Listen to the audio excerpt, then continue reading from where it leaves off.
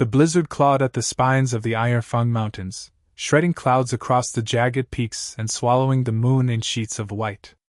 Villagers far below barred their doors and whispered prayers about the monsters that lived in the heights, old stories about giants and kings and things that drank blood in the dark. Lysandra Nightvale climbed anyway. The Alpha Queen of the Crimson Courts moved like a shadow against the ice, her cloak of black fur snapping in the gale. Snow gathered on her braids and lashes, but no breath misted from her lips, no heartbeat quickened in her chest. She had fed before beginning the ascent, yet hunger still coiled inside her like a restless snake. The centuries were starting to weigh on her. Her coven was thinning, her bloodline shrinking.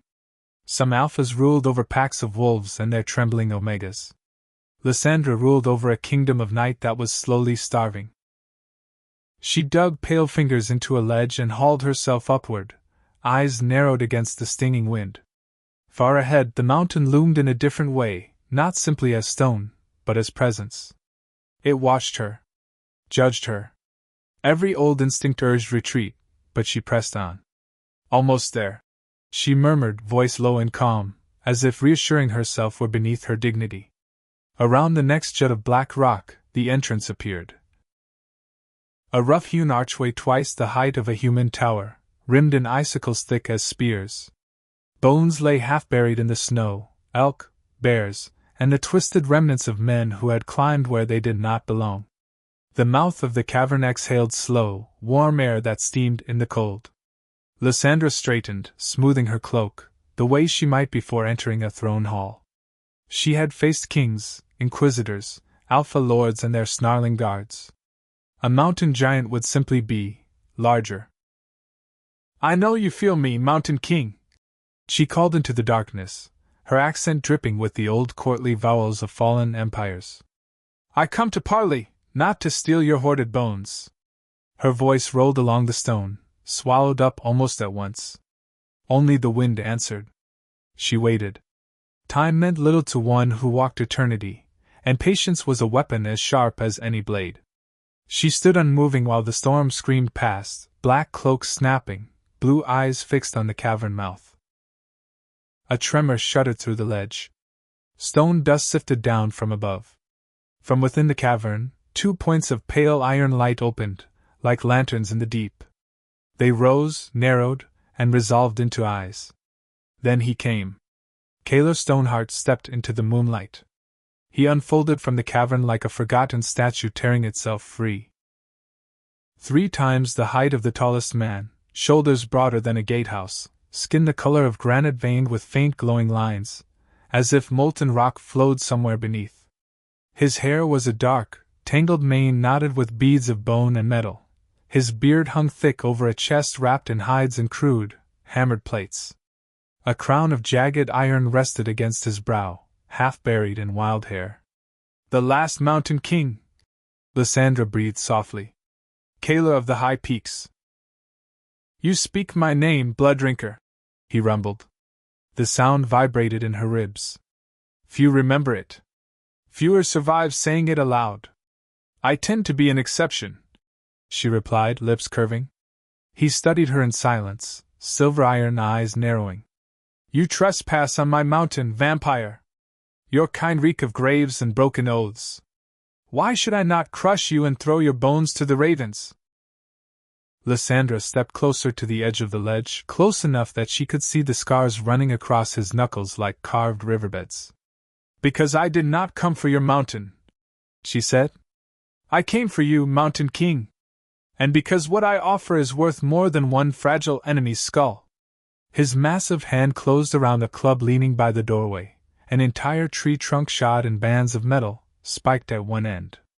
The gesture was lazy, but it made the stone protest beneath his grip.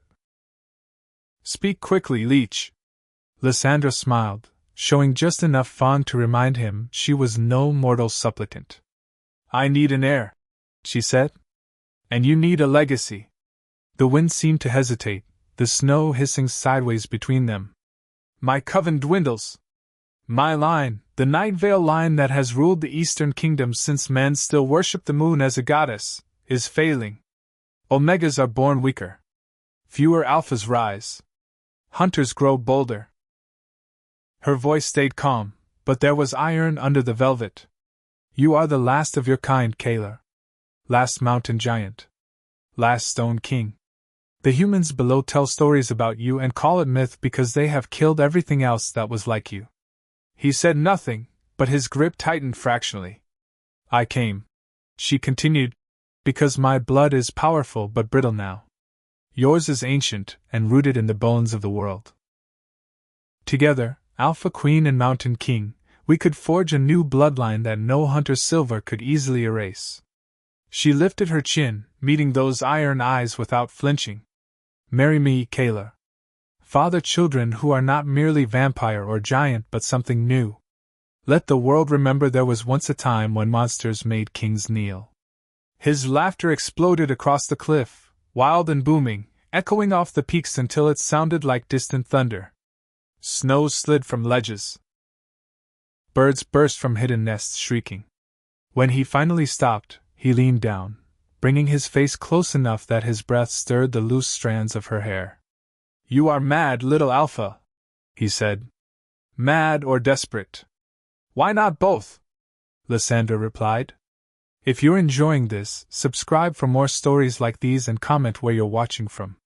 What makes you think my seed could mix with your cursed darkness? Kayla demanded. Giant and vampire? Earth and night? The gods abandoned such games ages ago. Because I have spent centuries studying the old ways, she answered. I have walked with witches older than the king's line, bargained with wolves who speak under eclipsed moons. The rites exist. The magic is dangerous, but possible. And because extinction is worse than any gamble, Alpha King of Stone. His eyes flashed at the word king, and she knew the old pride still lived in him. For now, he said at last, straightening to his full towering height, you may leave with your skull uncracked. He turned back toward the darkness of the cavern. The dismissal was clear.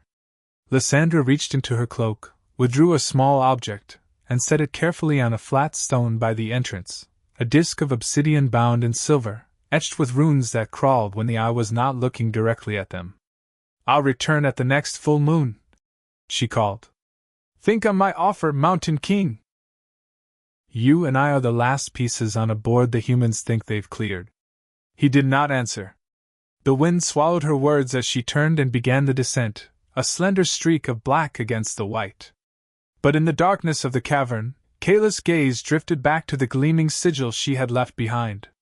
Ancient words hummed around it in a language his people had once used in their own rites.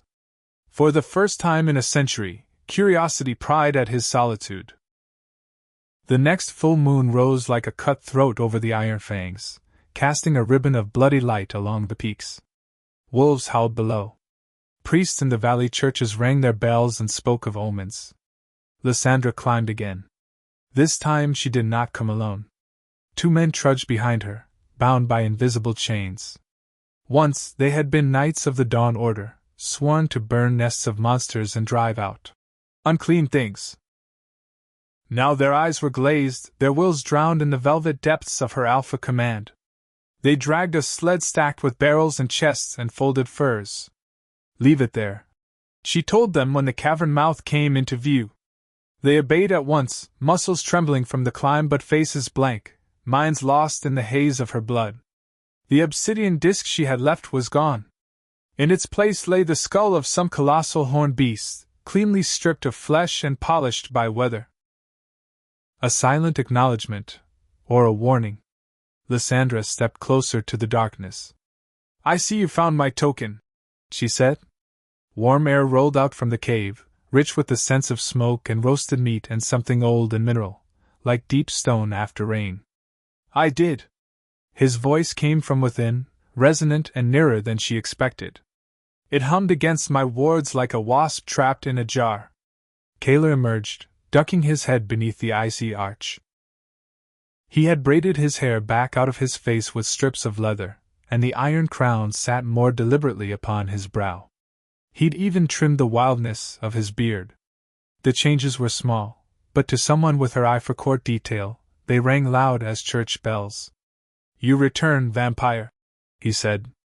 Either you believe your madness, or you have no other choice. Both are still true, Lysandra replied. Her gaze flicked over him, noting the faint lines of glowing stone beneath his skin, the way they pulsed softly at the base of his throat, over his heart. Giants were no simple brutes. Each line was a channel of earthen power, a living map of the mountain's magic.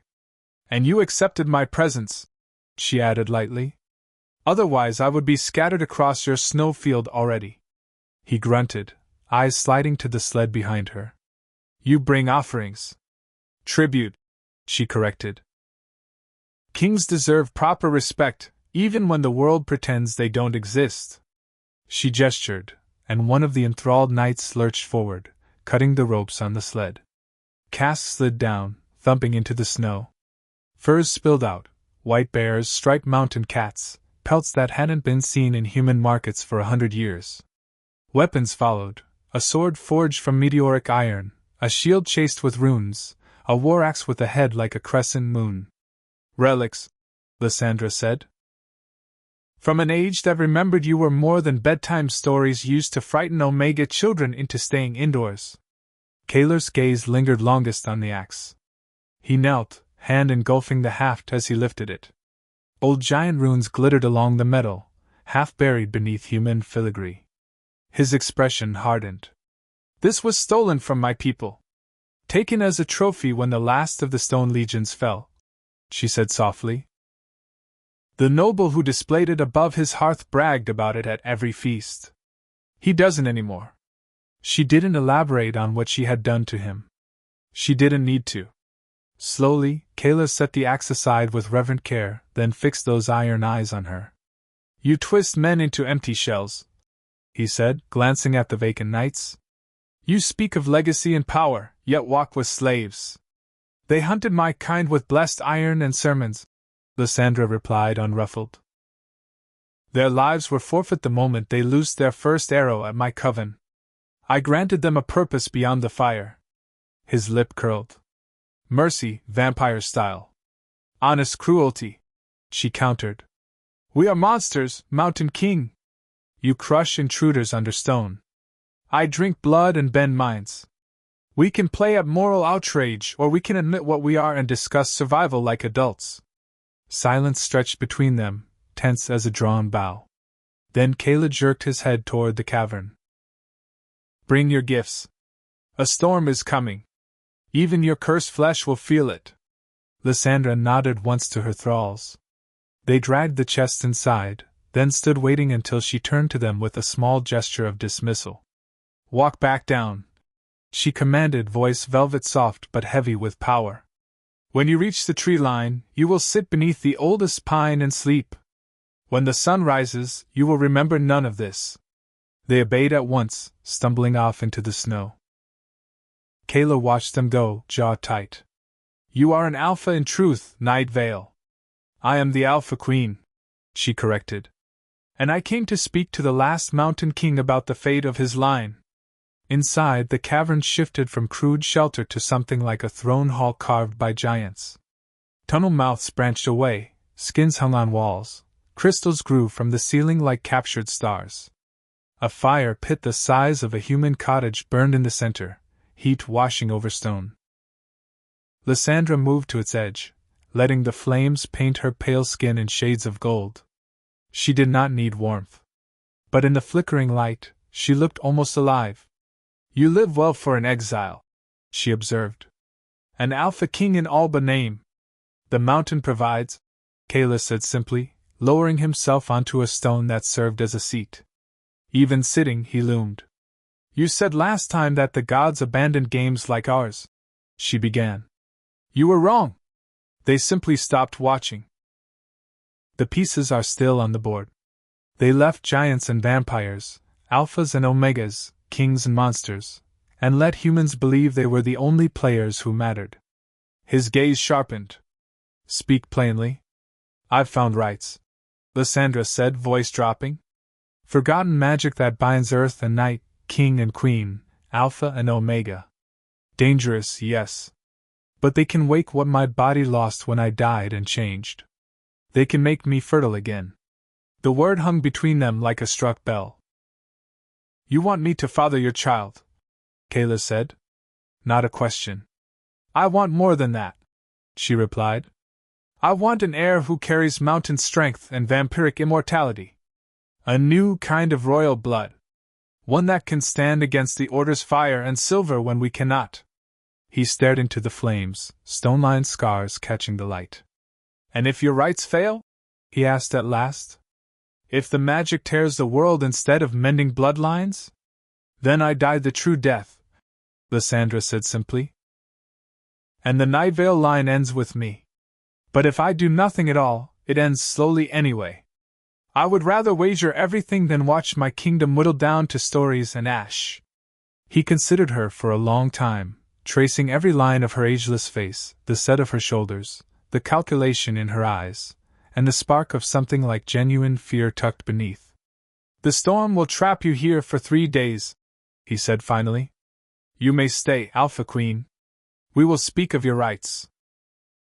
Of chances and costs. Lysandra inclined her head in a small, precise bow, like one monarch acknowledging another. Then let our courtship begin, Mountain King. Outside, thunder rolled over the peaks, and the first flakes of a blizzard fell, muffling the world in white as two ancient predators sat facing each other across a giant's fire and quietly began rewriting the fate of their bloodlines. By dawn, the storm had buried the ledge outside in drifts taller than a man. Inside, the fire crackled steadily, painting the cavern in copper and gold. Lysandra had shed her snow-stiff cloak and now sat on a carved ledge opposite Kaler, hands folded over one knee, down a deep midnight blue that drank in the firelight. Tiny silver sigils were stitched along the hem and sleeves, protective runes and bloodline marks, some older than the human kingdoms below. So, Kayla rumbled, tell me of these rites. They begin with blood, she said. All true magic does. But not the way your human priests whisper about it, no virgin throats on stone altars. The faintest tug of disgust crossed her mouth. This is older. It binds by choice, not by butchery. He raised a brow ridge. You say that as if you invented ethics. I say that as one who has watched 1,000 petty kings stain their chapels with excuses, she replied. The binding I propose demands 3 things: my blood, yours, and the blessing or tolerance of the old powers that rooted us in this world. The old powers? He repeated slowly. You mean the things beneath the mountains? Among others, she said. There are currents of magic in the deep places, echoes left by gods, dragons, spirits. Your people knew them once. Mine did too, before we traded them for easier tricks and quicker kills. Kayla's eyes narrowed. The glowing lines under his skin brightened a touch, as if in memory. My mother used to sing of the deep worm, he admitted reluctantly. A river of fire that sleeps in the world's bones. She said the first mountain kings bargained with it when the stone was still soft, and the sky still young. Lysandra stilled. Then your legends and my grimoires speak of the same thing in different tongues. You want to wake it?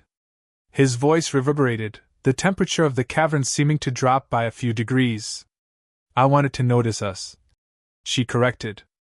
There is a difference. The first ritual is only a test. We mix our blood in a circle marked with both your people's sigils and mine. If the old powers favor the bond, if our essences can mix without tearing, we move forward.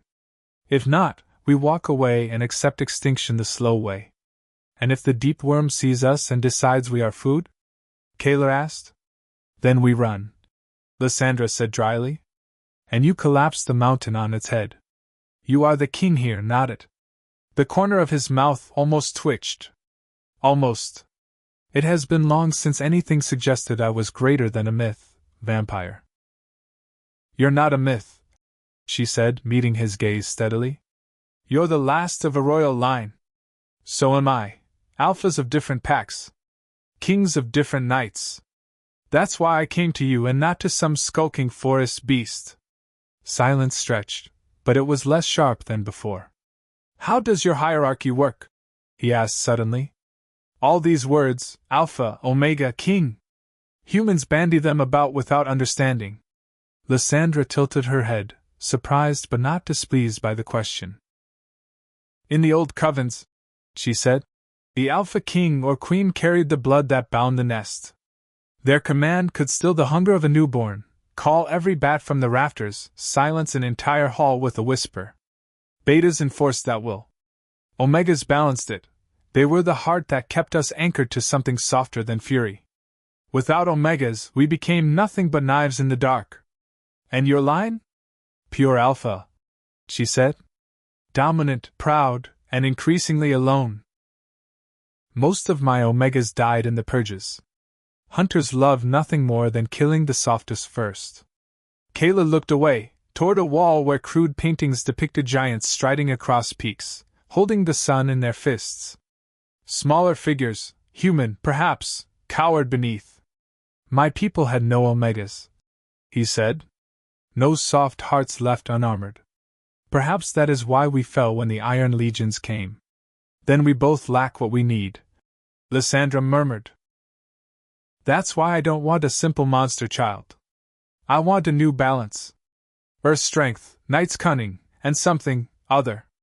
A bloodline that refuses to break where ours did. He sat back, beard shifting as his jaw worked.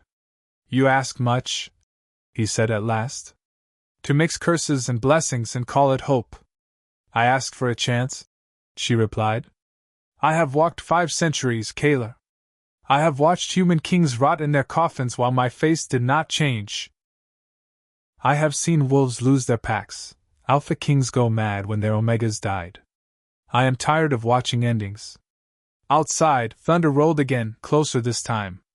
The fire guttered, then flared higher as a gust snuck in through some crack. Kayla rose, the movement making the ground tremble. If we are to test this madness, he said, we do it on my ground. In the deep chambers where my ancestors carved their oaths.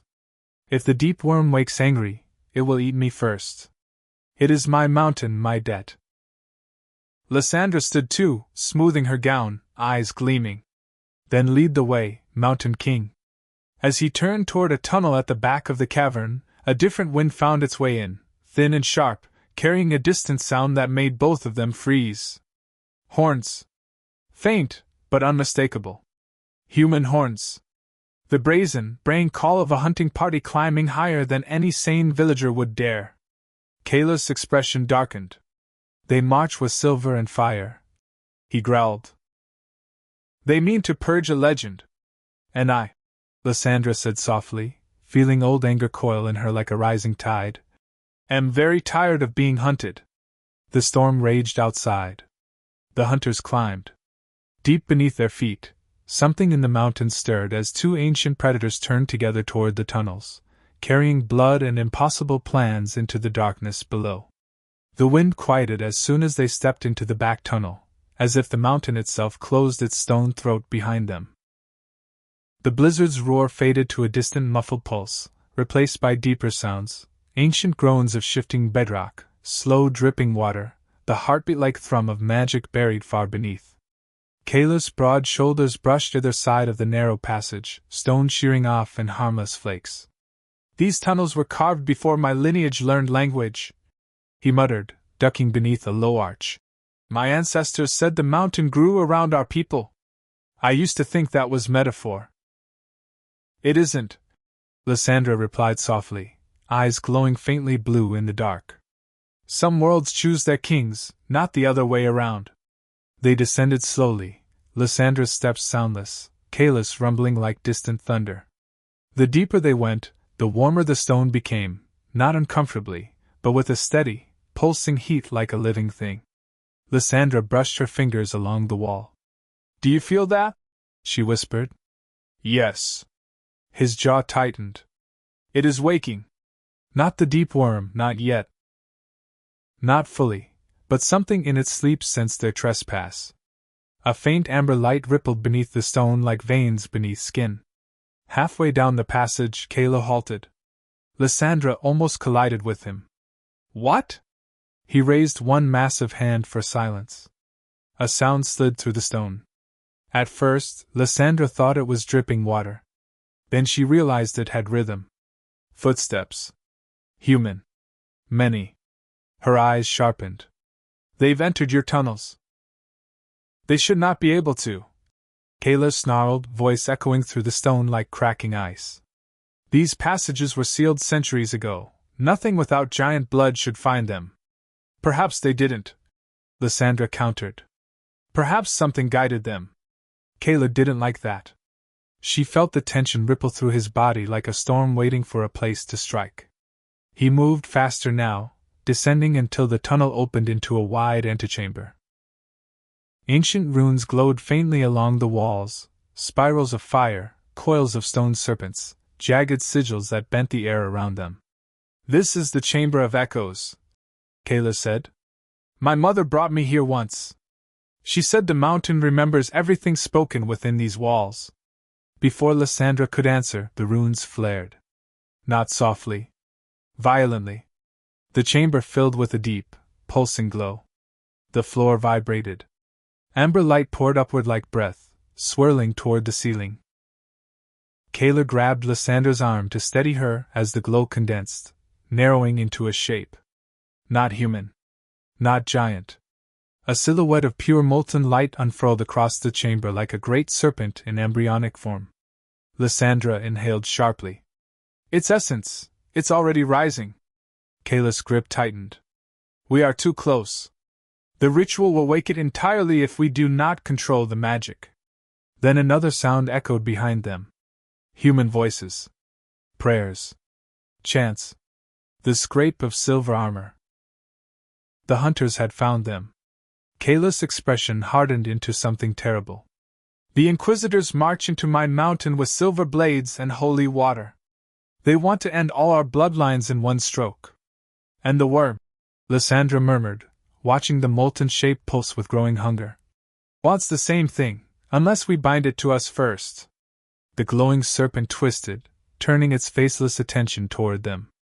Lysandra reached instinctively for Kayla's arm. We start the first ritual now, she whispered. Or everything dies. Kayla nodded once, an ancient king accepting an ancient war. And the chamber sealed behind them with a thunderous boom, trapping vampire, giant, hunters, and awakening God in the stone belly of the world. The call of the horns came again, clearer, bouncing off the stone like the bellow of some wounded beast. Beneath it came the distant baying of hounds bred to chase anything that did not bear a priest's blessing. Inquisitors, Lysandra muttered. They've climbed higher than ever before. Kayla moved to a niche in the wall where a slit in the rock looked out over the ledges below. He peered through with one eye, then snorted. Robes. Banners. Silver banners. His jaw clenched. They bring a king's blessing for their slaughter. A human king, she said. Not an alpha king. They bless their fear and call it righteous. He glanced back at her. This is your doing? I've kept my nests far from this mountain, Lysandra replied. But the order has grown restless. Someone talked. Someone bragged about a queen in the east who still holds court under the moon. Her lip curled. And hunters always chase rumors uphill when they run out of easy prey below. The horns blared a third time. The dogs picked up a new scent, going wild. They will find your tracks, Kayla said. Even in the storm. Then we stop letting them hunt from above, Lysandra answered. We make them pray for once. His eyes glinted. For all his grumbling about solitude, the thought of battle awakened something old and sharp in him. I swore to my mother I would not wage war on men, he rumbled. That I would let the stories of mountain kings fade instead of painting them in fresh blood. Lysandra stepped closer, cloak brushing his arm. They have already chosen war, Kayla. You've simply been too kind to answer it. And look where kindness has left our kinds. Extinct kings and starving queens. He held her gaze for a long heartbeat, then turned from the slit. You say we need the old powers to test our blood, he said. They sleep beneath us. They feel magic like wolves feel at shivering Omega. If we fight here with giant strength and vampiric dark, they will notice. Let them, she replied. Let the deep worm feel what still walks its mountain. Better that it sees us standing together than skulking apart. He gave a rough, humorless chuckle. You truly are mad, Night Vale. And you are bored, she said. The faintest ghost of a smile flickered in his beard. Come then, he growled. Let us greet your hunters. They strode together toward the front of the cavern. Kayla took up his reclaimed war axe, the meteor iron edge humming as if eager to taste foes it remembered. Lysandra drew no visible weapon. She simply shrugged off her cloak and rolled her shoulders like a predator shedding pretense. On the ledge outside, the storm had woven a curtain of snow and ice so thick that the world beyond was little more than whirling white. But sound pierced where vision failed. The dogs were close now. Men shouted to one another in the language of command and fear. How many? She asked. Kayla inhaled deeply, nostrils flaring. 20 men. 6 hounds. 1 priest whose faith reeks like burning pitch. 1 noble boy with too much gold, and not enough scars. He smells like fear under his perfume. An omega in noble armor. Lysandra mused. How quaint. The horns blared again, closer, and this time the sound vibrated through the rock. The hunters had reached the final approach, a narrow path that wound up beneath the ledge like a snake made of ice and stone. Kayla's fingers flexed around the axe. If I smash the path, we bury them in an avalanche. And alert every monastery within 3 valleys that something impossible lives up here. She said. No. Let them see what hunts them. Let a few live to carry the story back down. Her eyes had gone bright and hard, Alpha King cold. The storm reflected in them, twin spirals of wild white. You take the hounds, she murmured. Their noses are too clever. I'll take the ones who think silver makes them kings. Together, Vampire Queen and Mountain King stepped out into the storm to meet the hunters who dared climb into their sky. The first men around the bend never even saw Kayla. They saw a wall of fur and iron and a flash of metal before the world became a blur of snow and pain. The giant's war axe swept once, twice, 3 times. Bodies pinwheeled into the chasm, arms and torches spinning after them. The dogs bristled and lunged, only to be swatted aside by the flat of the axe or crushed beneath a boot the size of a cartwheel. Lysandra moved like a shadow along the ledge above, boots leaving no mark in the snow. When a crossbow bolt hissed toward Kayla's eye, she was simply there, hand closing around the shaft mid-flight. It smoked against her palm, silver burning her skin. The scent of charred flesh curled up between her fingers. Her lip curled. Rude, she hissed. The archer, one of the Dawn Order, armor etched with sunbursts and holy script, fumbled for another bolt, panic widening his eyes when he realized his first had been caught. He didn't have time to knock it. Lysandra dropped from above, landing silently in front of him. Before he could shout, she was in his mind. His pupils blew wide. His body swayed. The fear on his face melted into dreamy confusion. Drop the weapon, she whispered, voice sliding into his thoughts like silk. The crossbow clattered to the stone. In fact, she went on, drop them all. Armor straps loosened. A sword belt slid. Knives and blessed trinkets hit the snow. He stood in his padded undercoat, shivering, staring at her as if she were both nightmare and salvation. Walk, she commanded. Down. Tell them what you saw. Tell them the Mountain King wakens and the Alpha Queen walks beside him. Tell them their silver tasted like dust on our tongues. He turned and stumbled away, mind full of her voice. On the path below, chaos reigned. Kayla roared, a sound that turned the blizzard into a backdrop for something more primal. Men reeled beneath blows that shattered shields. One priest raised a staff tipped with a burning sun symbol and shouted a prayer that cracked the air. Holy fire licked out toward the giant, searing the hides on his chest. He grunted, more annoyed than hurt. Lysandra appeared behind the priest, one pale hand closing over his mouth. His words died with a muffled snap. Her other hand pressed against his throat, fingers resting over the frantic flutter of his pulse. I have heard that prayer, she murmured in his ear. I slept in a crypt while your grandfathers repeated it over piles of ash that used to be my kin. It has never impressed me. He tried to bite, to spit out some last shard of faith. Her teeth sank into his neck before he could, fangs piercing skin with surgical precision. Hot, blessed blood hit her tongue like swallowing a sunstorm. Burning, fighting, struggling. For a second, pain flared up her jaw and behind her eyes. Then the alpha inside her rose and pinned it down. His struggles weakened. The burning dimmed to a smolder, then a glow, then embers. She drank until his body sagged, then let him fall into the snow, steam curling from the wound. Kaler glanced up at her over the collapsed bodies. Gore spattered his beard. One of his eyes had a shallow cut beneath it where a silver blade had kissed stone-hard flesh. Priests taste different? He rumbled. Like bad wine, she said, licking the last trace of blood from her lip. Too much zeal. Not enough joy. Only a handful of hunters still stood, a knot of men forming a shield wall on a precarious bit of path. Their captain, a broad-shouldered veteran with a scarred cheek, barked orders, trying to keep them together in the face of what no human training had prepared them for. Back! He shouted. Back down! Hold formation! The young noble beside him hesitated, eyes darting between Lysandra and Kaler. Gold thread gleamed at his collar. His sword hand shook. Sir? He gasped. That thing. That king, Lysandra corrected softly, appearing on the path behind him. The noble whipped around, almost slipping. She tilted her head, studying him, soft-lipped, expensively armored, the scent of fear thick beneath his cologne.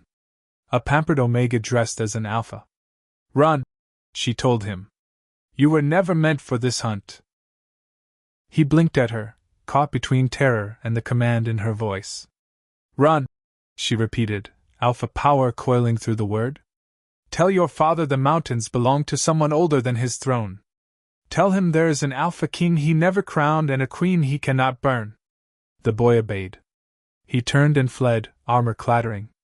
Kaler took a step toward the remaining shield knot. The path crumbled under his foot, sending rock and ice crashing into the chasm. The men flinched. Go, he rumbled. Tell your villagers you climbed too high and saw the old kings walking. Perhaps they will remember fear again. The scarred captain swallowed.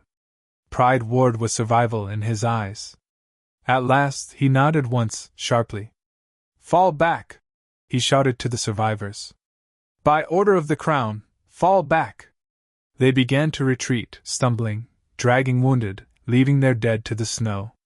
Lysandra watched them go, chest heaving a little from the rush of battle and holy blood. Her burned palm throbbed. The skin was already knitting, but the memory of the silver's kiss remained. You let them live, she said to Kaler. I thought you'd prefer clean silence. I prefer warnings, he replied. Let them speak of the Alpha King of Stone and the vampire queen who walks at his side. Let human kings shake in their beds a while. Good, she said. Fear is fertilizer. We're planting something new. Beneath their feet, the mountain rumbled. This time, it was no mere echo of battle. A deeper vibration rolled up from the depths, like a dragon clearing its throat in the world's marrow. They met each other's gaze as the snow shivered on the ledge. The deep worm noticed, Lysandra murmured. It feels our blood and their faith burning, Kaler answered. Come! Before it decides hunting parties are appetizers. Together they turned from the path and went back into the cavern, bringing the scent of blood and storm into the tunnels where the old powers waited. The deeper caverns swallowed sound. Even Kaler's footfalls, which had shaken the surface paths like small earthquakes, grew muffled as they descended through twisting tunnels and chambers half-carved and half-grown from the mountain's bones. Strange light pulsed from mineral veins that crisscrossed the walls. Lines of dull red and molten gold that brightened when they passed. The mountain likes you, Lysandra observed, fingers trailing near a glowing seam without quite touching it. It hums louder when you walk. It hums louder when you bring your witchcraft, Kaler countered. These veins carry the first fires. My people called them the worm's whiskers. The deep worm again, she said. Your mother sang of it. My tomes whisper about it. We keep circling the same old snake. In one wide chamber, water dripped from the ceiling in steady, rhythmic taps, forming a pool so dark it seemed to swallow their reflections. Heir gestured for her to stop at its edge. This is the echo well, he said. My ancestors used it to listen when the world shifted. Storms, earthquakes, wars, the deep worm's dreams. Lysandra crouched, staring into the black glass. For a moment she saw her own face reflected there, pale and unchanged as it had been for centuries. Then the image flickered, and she saw a younger version of herself, cheeks flushed with mortal blood, eyes full of human fear. She flinched back. What did you see? Heir asked.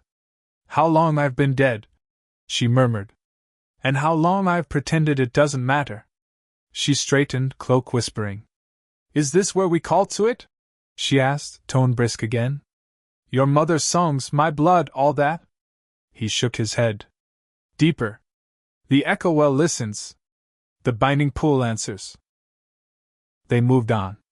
The tremors came more frequently now, small, rolling shudders that knocked dust from the ceiling and made loose stones skitter. In some passages, veins of crystal glowed with a steady amber light, thrumming against Lysandra's senses like a second heartbeat.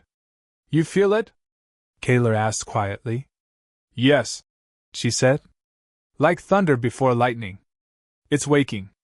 Not fully, he said. If it woke in truth, the valley churches would crack and the human king's palace would slide into the sea. This is only turning over in its sleep. That's a comforting thought. She snorted. At last, they reached a cavern unlike the rest. The walls were smooth as glass, as if the stone had once been molten and then frozen in an instant. In the center lay a perfect circular pool, blacker than the echo well, its surface utterly still despite the tremors. Runes ringed its edge. Giant glyphs cut deep, interwoven with smaller symbols that made Lysandra's eyes ache to look at them. This is old, she whispered. Older than your people. Older than mine. My grandmother said the first mountain king carved our marks over what was already here, Heir said, voice low with reverence. The deep worm marked the pool. We claimed it once. Now we ask it to tolerate us again. Lysandra stepped close enough that the chill of the water brushed her skin. It was not the cold of meltwater or ice. It was the cold of space between stars. She took the leather satchel from her belt and opened it. Dried herbs, powdered bone, vials of dark liquid glimmered inside. You brought your tricks, Heir observed. I brought tools, she corrected. King and queen bring their own blades to a battle. Magic is no different. She knelt, drawing a circle on the stone around the pool with powdered root and ash, chanting under her breath in an old tongue that rose like smoke. Heir watched, the glowing lines under his skin brightening as the words echoed off the glassy walls. What does it say? He asked. Your spell song. It names us, she said between phrases. Lysandra Night Vale, Alpha Queen of the Eastern Court. Heir Stoneheart, last mountain king of the Heir Fangs. It tells the old powers we come willingly. That we offer blood freely given, not stolen. His jaw tightened at the word freely. You can still walk away, she added without looking up. I can climb down and let the order burn my nests one by one. You can stay here until the last rock covers your bones. No rights. No heirs. Just 2 more stories fading in the mouths of frightened children. And if we stay? He asked. Then we risk everything to make something the world has never seen before. She answered. Alpha and King, darkness and stone, Omega softness yet to be born in whatever we create. The circle closed with a faint flare of red. The herbs smoldered without flame, filling the chamber with a scent like rain on hot rock and iron on the tongue. Lysandra rose, turned to face him, and drew a slender obsidian blade from her sleeve. First blood is mine, she said. Undead flesh must be coaxed to part with its secrets. She sliced her own palm. At first, nothing happened. Then thick, black-red blood welled sluggishly. She let it drip into the pool. Where it touched, the surface rippled and glowed faintly crimson. The deep worm shifted. The tremor that followed nearly knocked her to her knees. Kayla caught her elbow with a hand that could have crushed stone, steadying her. "Steady, Alpha," he murmured. "Your turn, King," she replied. He took the blade, its tiny weight ridiculous between his fingers, and drew it across his own palm. His blood flowed easier. Deep red streaked with molten gold. When it fell into the pool, it did not ripple. It sank, leaving lines of light behind, forming patterns that only half made sense to either of them. The pool glowed brighter. Somewhere in the depths, something opened an eye. The chamber's temperature plummeted. Frost formed along the rune-carved rim of the pool, racing out in delicate spiderweb patterns across the glass-smooth floor. The air grew so thick with power that breathing became an act of will, even for beings who no longer needed breath. Lyssandra's fangs ached. Every nerve in her undead body screamed with some instinct that had no human name, a predator sensing something more ancient than itself stirring nearby. "Now what?" Kayla asked, voice no more than a rumble. "Now we ask," she said, forcing her voice to hold steady, "and hope it does not answer with teeth." She began to chant again, this time in a different tongue, one Kayla recognized in scraps from his grandmother's songs. The sounds were harsh and coiled, syllables that seemed to lodge behind the teeth and scrape the bones on the way out. Alpha command twisted through them, woven with deference rather than dominance. "We call to the deep fire that sleeps in the bones of the world," she translated in a low murmur between phrases. "We are not priests or petty kings. We are last heirs of bloodlines older than the human crown. We offer past and present, bone and shadow, to ask a single question." The pool's glow brightened with each word, shifting from crimson to amber to a color that wasn't quite any mortal flame. The blood within rose, swirling in patterns, a spiral, a mountain, a coiled serpent, a crown. "What question?" Kayla asked. "Whether our blood can mix without the world cracking," she said. "Whether an heir of stone and night would be allowed to exist." The last words left her mouth like a challenge. Silence crashed down. For a heartbeat, 2, 3, nothing moved. The glow held steady, the patterns frozen mid-coil.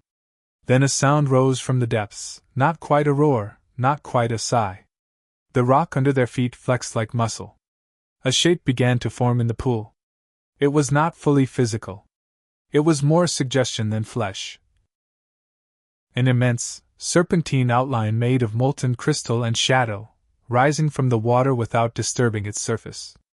Facets gleamed along its flanks, each reflecting a different age of the world, forests of titans, seas of magma, skies full of unfamiliar stars. Lysandra went still. Even Kayla dropped to one knee by sheer instinct, massive head bowed. The lines of light beneath his skin flared in recognition. "Deep King," he rumbled in the old language. "Iron Root. Ember Heart." The shape bent toward them. When it spoke, it did not use sound. It spoke in pressure and vibration, in the shiver of stone and the racing of blood. Words bloomed in their minds as if they had always been there. "You wake me with mixed blood and human prayers. You ask if stone and night may bind. You risk much for small bodies not yet born." Lysandra swallowed, though she didn't need to. "We risk little compared to you," she replied, forcing her thoughts into a shape the worm could grasp. "You lie alone. Your kin burned out when the world cooled. We simply asked to share that loneliness with something new." A ripple of amused displeasure hummed through the chamber. "Vampire tongue is still forked," the worm mused. "You speak of sharing and mean surviving." "Both," she admitted. "Survival with purpose. Life that does more than hide and feed." Kayla raised his head, iron eyes glowing to match the creature's facets. "We are the last of our lines," he said. "King without court. Queen without young. Humans cover the world like lichen. Your fire sleeps while they build chapels on your bones. We ask not for conquest, Deep King. Only for a chance to leave something of ourselves in a world that forgets us. The worm considered. The pool's surface flickered with visions, a great city of towering spires buried in ash. A mountain range breaking open as molten rivers poured out, a circle of giant kings standing at this very pool, offering their weapons and heartstones into the depths. Your fathers promised me the eldest of each line, it murmured. They fed my dreams with their memories. In return, the mountains stood against armies. Kayla stiffened. They broke that bargain, he admitted after a moment. 3 kings in a row chose to keep their crowns too long. They died in their halls instead of in your jaws. The humans came. My people fell. Debt accumulates, the worm said. Interest burns slow but hot. Lysandra stepped forward, courage or madness pushing her to the pool's very edge. Let us pay a different way, she said. No more kings jumping into the dark. No more heartstones for you to eat. Bind your fire to our blood instead. Let our air carry a piece of you into the world above. Kayla's head snapped toward her. You offer our child as vessel? He growled, a protective fury igniting in his chest at the mere hypothetical. Not vessel, she said quickly, eyes still on the worm. Kin. A third line braided into the first 2. Giant strength. Vampire immortality.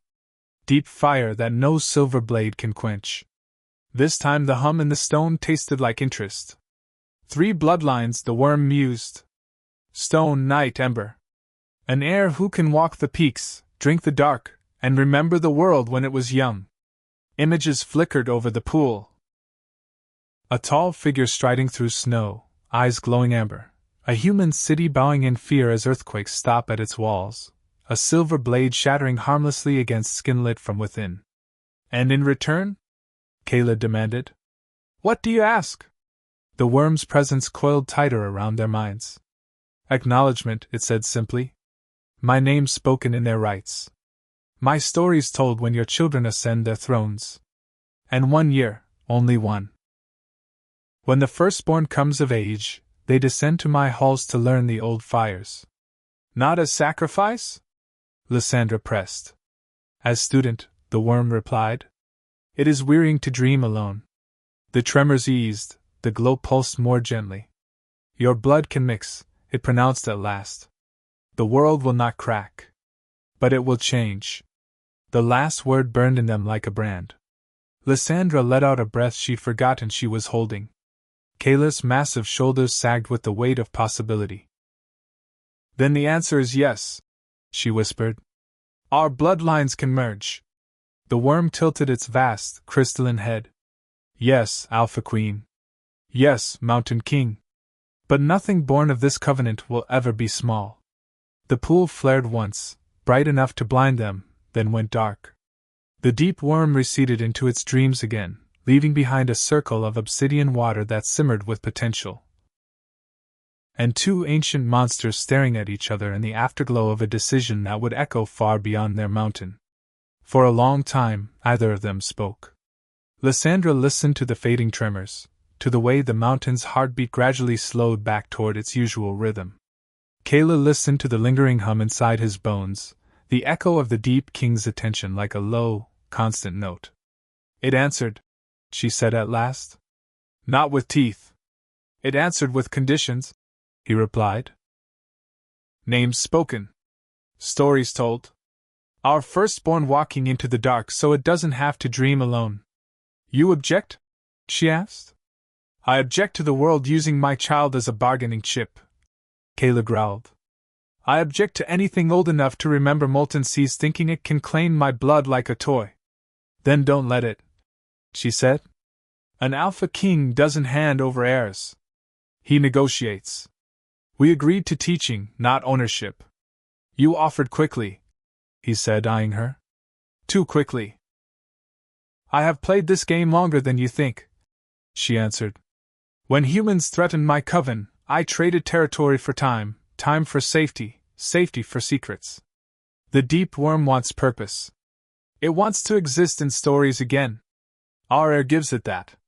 In return, we get power no priest can sanctify away. And our child?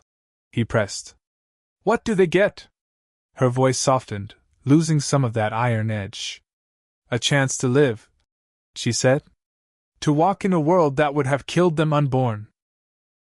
To stand where we fell. To be an Omega King, if they wish, soft where we are hard, kind where we were cruel. He blinked. Omega King? Why not? She shrugged. If we do this right, our heir will decide what kind of crown they wear. Silence settled again, but it was less jagged. Lysandra turned back to the pool, studying the black surface. For a moment, it reflected not her face, but a ghost image of a tall, broad-shouldered figure with eyes like molten amber, standing on a cliff between a sea of candles and a sea of stars. She smiled faintly. I think I could love such a monster, she whispered. Kayla heard her anyway. If they exist, he said slowly, I will crush any priest, any king, any worm that threatens them. She glanced back at him. Spoken like an alpha. I am no alpha, he protested. My people had no such titles. We were simply kings and kin. Alphas and omegas by different names, she said. Call it what you like. The word for you is still king. She extended her hand, palm now healed, toward him. We've tested the blood, she said. The next rites will be harder. More dangerous. They will demand pieces of us either of us has given up before. I won't pretend otherwise. Do you ever pretend otherwise? He asked. All the time. She smirked. But not with you. I need you too much. He stared at her hand, so small compared to his own, then carefully extended his fingers. When she clasped them, her skin felt cool and smooth against the rough warmth of his stone-veined palm. Then we stand or fall together, he said. Agreed, she replied. Alpha Queen and Mountain King, against hunters and gods and worms with old grudges. The mountain gave a small, approving rumble. Come, he said at last. We've stirred enough ghosts for one night. The surface will be restless, and you need walls between you and the sun. They began the climb back up, following the winding tunnels past the echo well and the glowing mineral veins. As they walked, Lysandra spoke of the lunar charts she had drawn, the eclipses yet to come. Kayla spoke of the old hall he would rebuild, not as a tomb but as a place an heir could run without fear of hitting their head on some human-sized beam. You're nesting, she teased again. I am reinforcing ceilings, he grumbled. Giants do not nest. We'll see, she said. Near the upper caverns, the scent of smoke and blood reached them again, thinner now, diluted by fresh snow. The storm had begun to break. Faint gray light filtered through cracks, signaling dawn's approach. You'll need to sleep, Kayla said. You're already squinting. I'm admiring your cavern, she lied. You're admiring the rock between you and the sky fire, he snorted. She didn't argue. Back in the main hall, the fire still burned low over coals. The offerings she'd brought, furs, casks, relics, stood stacked against the walls. Kayla moved among them, arranging things with a care that bordered on reverent. A fur here, a chest there, an empty space as if reserved for something not yet arrived. You really are nesting, she observed from the shadows. He shot her a look but did not deny it. She moved toward the inner alcove he had cleared for her earlier, where the stone dipped into a kind of shallow niche. He had piled cushions and smaller furs there. For a human, it would have been a lavish bed. For a vampire queen used to crypts and coffins, it was almost decadent. I'll rest, she said, fingers trailing along the stone. When I wake, we plan the next rites. The hunters will send more. Stories will spread. We don't have as much time as it feels like. You've walked 500 years, he reminded her. You measure time in centuries. And now I'm counting in nights, she said quietly. That's what happens when there's finally something worth hurrying for. He hesitated, then reached to the entrance of her alcove, placing a slab of shaped stone where it could be rolled across the opening when the sun rose, sealing her in. Sleep, Alpha Queen, he rumbled. The Mountain King will keep watch. She smiled, fangs just visible. "Try not to squash any more inquisitors without me. I'd hate to miss the fun." The first fingers of sunlight crept across the outer ledge. Kayla rolled the stone into place, dimming the cavern to a ruby gloom. Inside the alcove, Lysandra sank down among the firs, letting the dead calm of day sleep coil around her. For the first time in centuries, as darkness took her, she dreamed not of fire and ash and running, but of a child's laugh echoing off mountain stone. Kayla did not sleep. Giants needed rest, yes, but not with the same relentless rhythm mortals did. He could go days without closing his eyes, longer still when the mountain was unsettled. And now, with hunters licking their wounds below and a deep worm humming in his bones, sleep felt like an extravagance he could not afford. He spent the first hours of daylight walking the outer ledges, bare feet leaving deep prints in the snow that the wind struggled to fill. The bodies the storm had not claimed lay where they'd fallen, limbs twisted, armor cracked, faces frozen in masks of shock. Ravens already circled, black against the brightening sky. He gathered the dead gently. It would have been easier to kick them into the abyss, to let gravity and time erase the evidence. But his mother's songs whispered in his head, "Honor even your enemies. They are proof you were worth fearing." So he laid the men in a row on a jut of rock, crossing arms over chests, closing eyes with fingers that could have crushed their skulls like eggs. He collected their weapons into a pile, silver and steel and sanctified iron, then smashed it all with a single blow from his axe, shattering years of priestly blessing into glittering fragments. "Kings bury kings," he muttered. He carved a mark into the rock above the bodies. A giant rune for warning, intertwined with a human crown, a vampire fang, a wolf's head. "Let them wonder what it means," he said. The young noble she had spared was gone. Good. If he lived, he would carry a story back down the mountain. A story of an alpha king of stone and a queen who drank priests and laughed. When the sun was high, Kayla retreated inside. The stone slab remained snug over Lysandra's alcove, a faint trace of cold bleeding from its edges. He paused there, massive hand resting lightly on the rock. "Sleep well, leech," he murmured. "You've brought storms enough." He moved then to the far side of the cavern, where a wide, empty space opened into a secondary chamber. Once, it had held the trophies of his people, banners taken from human fortresses, helmets of dragons, the broken horns of something that had crawled from the sea. Most had been lost when the last human incursion burned his hall. Now it would be something else. "Nesting," he grumbled to himself. "I am reinforcing. Preparing. That is all." He began to work. Giants were more than brutes, they were builders. With hands as precise as any mason's, he smoothed stone, widened arches, reinforced pillars.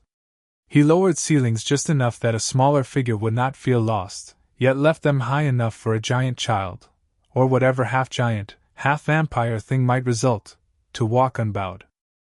He carved hollows in the walls shaped vaguely like shelves, imagining books there, or offerings, or the strange relics Lysandra kept wrapped in silk and secrecy. He widened a tunnel that led to a warmer side chamber where the rock held the memory of old lava, thinking it might be good for a body that ran cooler than his. As he worked, he hummed. The song was low and old, a lullaby his mother had crooned when he was small enough to fit in the crook of her arm. Words in the giant tongue about stone that never broke, about rivers of fire that never went out. A song of kings and kin and keeping. He paused midway through shaping a column, the weight of the moment landing on his shoulders like a fresh layer of snow. "I am building a nursery," he said aloud. The mountain rumbled under his feet, a sound that might have been laughter. He shook his head and kept working. Hours passed. Shadows lengthened. The sun crawled along its arc beyond the rock. When the light began to dim again, a different tension threaded the air, one he recognized from hunting seasons, from the moments before a storm broke. Lysandra would wake soon. He cleaned the dust from his hands in a stone basin, then returned to the main cavern. The fire had burned low. He fed it with logs that burst into flame at his touch, embers reflecting in the iron lines of his skin. As he approached her alcove, the stone slab shivered. Hairline cracks of darkness formed along its base, then widened. A slender hand pressed out from beneath, pale fingers pushing, and the slab rolled aside with a grating sigh. Lysandra emerged, hair unbound, eyes bright with the sharpness that came after day sleep. She inhaled once, tasting the air like a wolf. "Blood, stone, ash," she said. "And you humming like a volcano. Productive day?" He snorted. "I buried your leftovers. And, he admitted, I made space. In case your mad plan works." She patted closer, bare feet silent on the stone. Her gaze swept the chamber, noting subtle changes: the cleaned walls, the widened arches, the smoothed floor. "You are nesting," she said, satisfaction warm in her voice. "Admit it, Mountain King. You're thinking about where a child will run. I'm thinking about where a half-giant, half-leech will break its skull if I leave these corners sharp." He grumbled. "A considerate father already," she teased. Something flickered in his expression at the word father: pride, fear, grief for the line that might yet continue. She saw it, and tucked the observation away like a jewel. "The mountain feels different," she added. "Calmer. Less hungry." The deep worm agreed. He said, "It will sleep and dream of our heir instead of eating the world. For now." "Then we hurry," she said. "The lunar eclipse is coming. The second rite demands more than blood and questions." "And what does it demand?" he asked. Her smile sharpened. "Sacrifice. And trust." He folded his arms. "I have less of the second than I used to." "You have enough," she said. "You're still here, aren't you?" Outside, night fell. Inside, Vampire Queen and Mountain King sat by a giant's fire, plans and fears and fragile hope burning between them like one more log. They spread the maps and charts on the stone between them. Lysandra's parchment crackled as she unrolled it, inked with delicate lines showing the phases of the moons over the next year. Beside it, Kaler carved simple circles and marks with a chunk of charcoal, tracing where shadows fell across the Eierfang peaks during eclipses he remembered from childhood. "Here," she said, tapping a date. 32 nights from now. The moon will darken completely over this mountain. The priests in the valley will call it a sign from their god. We'll know better. The deep worm will listen more closely," he said. "Old fire loves a dark moon." "Exactly," she replied. "The second rite must be done then. It binds more than blood, it braids essence. We will stand in the echo well chamber, not the binding pool. The well listens to what may come. The pool has already agreed to what is." He frowned. "Explain it without your witch poetry." She smirked. "We've done the asking. We know stone and night can mix. Now we have to tie ourselves together so tightly that the deep worm can pour its fire through us without tearing us apart." "In human words," he said dryly. "In human words," she sighed. "We let the worm brand us. It will mark our souls the way it marked your mountain. After that, there is no Kaler alone or Lysandra alone in the deep's sight. Only we." He went still. "No going back," he said. "No going back," she agreed. "No pretending we were ever separate when the old powers look our way." He stared at the charcoal circle he'd drawn, the one representing the mountain, and imagined another line intersecting it, a smaller, darker ring. 2 crowns overlapping. "You have bound others before?" he asked. "With your alpha tricks?" "Betas, omegas, lesser vampires," she said. "Never an equal. Never a king. You fear it?" he pressed. "Yes," she said simply. "That's how I know it's worth doing." He grunted. "The rite will demand memory," she continued. "The deep worm eats stories. It wants to taste ours before it agrees to carry them forward. We've already given it our fathers," he protested. "Your sire's blood. My father's heartstone. That was past," she said. "It wants now. We will stand in the echo well and speak our lives into it, every sin, every fear, every moment we could have died and didn't. Then it will bind those echoes together and decide if they resonate or shatter. And if they shatter? Then we're nothing more than a loud noise in a very deep cave, she said. And the world keeps turning without us. He considered this, jaw tight. Giants do not confess, he said. We bury. We carve. We remember alone. Alphas don't confess either, she replied. We command and pretend we were never afraid. She met his eyes. But if our heir is to stand between worlds, they'll need more than our strength. They'll need our truths. Better that the first thing that hears them is an old worm than a human king. Silence pressed in. Finally, Kaler exhaled slowly, like a mountain relaxing. Then we will speak, he said. But not today. Not today, she agreed. Tonight we rest. Tomorrow we train. The hunters will send more. The deep listens. The world tilts. And you? He asked. Will you keep climbing when this is done? Keep running from chapels and silver? For a while, she said. But not forever. If this works. When it works, I want a throne that doesn't need to move every 50 years. Here, he said, surprising himself as much as her. Our heir will have a hall in this mountain. Let human kings send their banners if they dare. She smiled slowly. An alpha queen of the night sharing a mountain with the stone king. It will make the bards choke. If we leave any alive, he said. They shared a rare laugh, the sound echoing off the stone and up through the tunnels into the cold night above. Somewhere far below, a wolf howled. Somewhere even farther, a priest woke sweating from a dream he could not explain.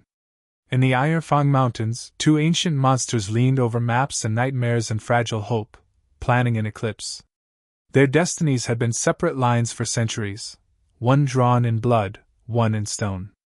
Now, under a sky that had forgotten their names, they began to braid those lines together into something new. Something that might one day call them parents. The night of the eclipse came like a held breath finally released. Clouds flooded the sky as if something older than weather commanded them, leaving the moon naked and cold above the iron-found peaks. Villagers in the valley muttered about omens and locked their doors. Wolves stilled mid-howl, ears pressed flat. Even the priest's bells rang thin and uncertain. At the lip of the sacred cavern, the Alpha Queen and the Mountain King walked side by side. Lysandra's gown was not court velvet tonight, but a ritual weave of shadow and silver thread, stitched with sigils that drank the moonlight. Bare feet kissed the cold stone. Her blue eyes burned brighter than any torch. Kayla wore no armor, only a mantle of white bear pelts over scars and glowing stone lines, crown of jagged iron sitting clean and sure upon his brow. An Alpha King in truth now, even if no human court would ever admit it. They stepped into the chamber of the obsidian pool. Where there had once been still black water, there was now a mirror of polished night, ringed by crystal pillars that pulsed with amber and crimson light. Above, the moon slid into the earth's shadow, bleeding slowly from silver to a deep wolf red. The air thickened until every breath felt like drinking molten metal. It remembers us, Lysandra murmured. The worm. Deep beneath the floor, something laughed, too big for sound, felt instead as a ripple through bone and blood. Amber glyphs flared along the cave walls, the ancient name they had learned carving itself in lines of fire only their joined minds could fully read. They took their places at the pool's edge, giant and vampire, alpha, king and queen. Last chance to turn back, Kayla rumbled, though his voice held no real doubt now. Too late, Lysandra said, a faint, fierce smile touching her mouth. I already traded my regrets away centuries ago. They cut their wrists together, not as they had in the first trial, but deeper, deliberate. Giant blood thick as iron wine, vampire blood black and bright all at once. This time, when it fell, the pool rose to meet it. The obsidian surface liquefied, surging upward around their joined hands, a column of darkness shot through with molten amber. It wrapped them in a cocoon of heat and cold, death and life, stone and night. The world vanished. There were no mountains, no hunters, no churches. Only pressure and pulse and a third presence coiling between them like fire around roots. Alpha. King. Omega. The concepts folded and unfolded inside their skulls, rearranging meaning. For a moment Lysandra felt her dead heart kick once, twice, as if unsure whether to start again. Kaler felt the mountain's weight lean against his spine like a hand on his back, steadying him. Remember! The worm's voice resonated, nowhere and everywhere at once. You asked for more than survival. You asked for continuity. You asked to be remembered. Images poured through the blaze, a child with stone-veined skin and night-bright eyes standing on a ridge while soldiers fell to their knees below, a young Omega with fangs and earth fire in their veins, laughing at silver blades as they crumbled to dust, an Alpha King who walked sunlight without burning, flanked by ravens and mountain wolves. Then, abruptly, the pressure broke. The column of dark fire collapsed back into the pool with a sound like 1,000 bells dropped into the sea. Lysandra and Kayla stumbled, catching each other instinctively. Their cuts had healed smooth. The crystals overhead hummed a low, satisfied chord. It is done, the worm whispered. When day and night stand equal, your union will bear fruit. Raise what comes with tooth and tenderness. Teach it my name and yours. The presence sank, leaving only the mountain's steady heartbeat. For a moment, there was only silence and the distant echo of their own breathing. Then Lysandra's hand drifted, almost unconsciously, to her abdomen. Her fingers curled there, very still. Do you feel it? She whispered. Kayla knelt, lowering his massive frame until his forehead almost touched the stone at her feet. His ear came level with her belly. The gesture looked like worship, though they both knew he bowed to no god. In the deep quiet, beneath bone and curse and borrowed magic, something answered. Not a heartbeat, not yet, but a tug. A stirring. A tiny, stubborn defiance against centuries of stillness, like the first crack of thawing ice. Yes, he said. The word trembled the air. Our heir. Our heir. Not my heir, not your weapon. Ours. For the first time, Lysandra realized he had said it that way without thinking. Outside, the eclipse bled away. The moon slipped back into silver, as if wiping its mouth after tasting something new. Far above, the peaks caught a hint of dawn. When they emerged from the deep tunnels, snow glittered under a sky just beginning to pale. The ledges around Kayla's cavern were quiet. Weapons of the last hunting force lay half-buried in new drifts, black scorch runes curling along the stone where the worm had kept its promise. Ravens sat on the peaks like ink drops, watching. The world will come again, Lysandra said, gaze drifting to the valley. Humans. Priests. Other alphas. Wolves. Witches. They will feel this change like a splinter under the nail. Let them come, Kayla replied. This time they will not face a lonely giant or a fading queen. They will face a covenant. A new Alpha King, a new bloodline, with stone fire and night in its veins. And an Omega who doesn't break first, she added softly, palms still resting protectively over the place where impossible life now quietly coiled. He reached down. She placed her hand in his. We are not holy, Lysandra said. We are not righteous. We are monsters, Kayla. Yes, he agreed. Monsters who chose to build instead of merely survive. The world has had worse kings. Together they turned toward the cave, toward firelight and plans and the slow, careful work of fortifying a home fit for something the world had never seen. The ravens wheeled overhead. The mountain rumbled in quiet contentment, like an old beast settling back around a newly lit heart. Far below, in the valley, bells rang again. But this time their sound was thin and small, like toys chattering at the edge of a storm. If you enjoyed this story, thank you for listening all the way to the end. Make sure to subscribe for more Alpha King and Omega monster tales like this, like the video to help others find it, and comment what your favorite part was, the first climb, the blood ritual, or the moment the air stirred. The mountain remembers your name now, too.